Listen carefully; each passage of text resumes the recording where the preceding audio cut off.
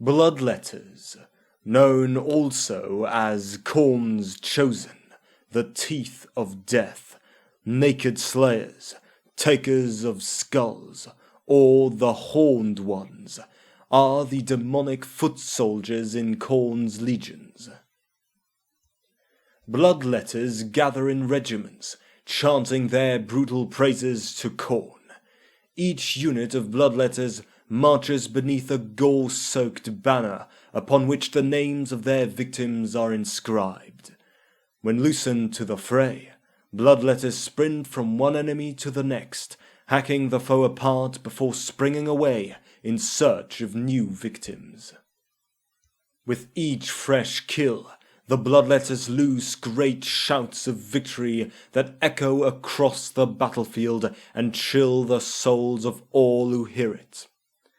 Each bloodletter carries a hell blade, a jagged iron sword whose blackened blade grows with heinous enchantment. A wound from one of these weapons can slay even the hardiest heroes, draining their soul and sucking dry their shriveled corpse. The Hellblade is formed from the bloodletter's own essence and can never be discarded nor torn from its grasp. Each life taken by the Hellblade strengthens the bloodletter, fueling both its power and rage. As such, a bloodletter is even more terrifying at a battle's close than its start, having gorged itself on the slaughter it has caused, overwhelmed by the need to take more skulls for KHORNE. These creatures are the lower demons in the pantheon of KHORNE. They fight as KHORNE's foot soldiers in vicious mobs, which are keen for blood. There is no foul trick or cruel tactic that is beneath them.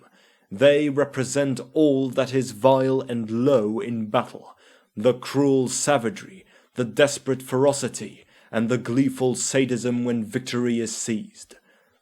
Bloodletters in their favoured state stand taller than a man, though they are stooped and hunched so their faces lie at a height similar to ours.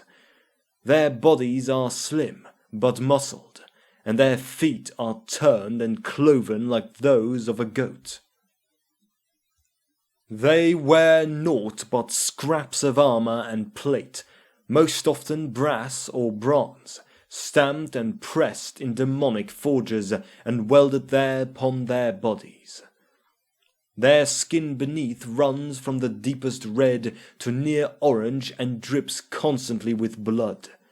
Their heads are stretched tall with two rigid horns coloured as a bone, sprouting from their temples. Their faces are overlarge, with the skin pulled, so it appears as a skull. Their eyes are deeply set, milk-white and without pupils. They have sharp fanged teeth, behind which lies a long black tongue that slides and caresses their razor-toothed mouths. Their spit is said to be an acid that may burn metal and scourge skin. Their faces are framed by shaggy manes that run down their backs. Their hair is like black wire, moulded and spiked by gore, and their horns and claws are blackened and flecked with crimson.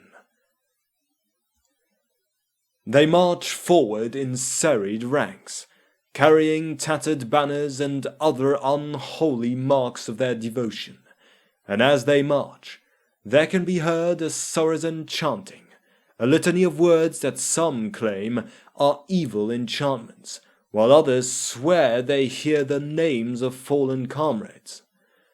Once they have closed in with their foe, however, their order is lost, as they work themselves into a frenzy at the prospect of bloodletting. They will charge forward, shrieking the praises of their lord. There they may fight with blade, axe, or any manner of weapon, or even with tooth and claw, for they care not how the blood is spilt, they care only that it flows. Their arms and bodies are the stuff of chaos, and will tear through all that does not bear the protective enchantments of Sigma. just as only consecrated weapons or the purifying fire may stand a chance of killing these fell beasts. Though it is in battle that they be found, first and foremost, the touch of evil spreads into every mortal heart, and with that follows the demonic.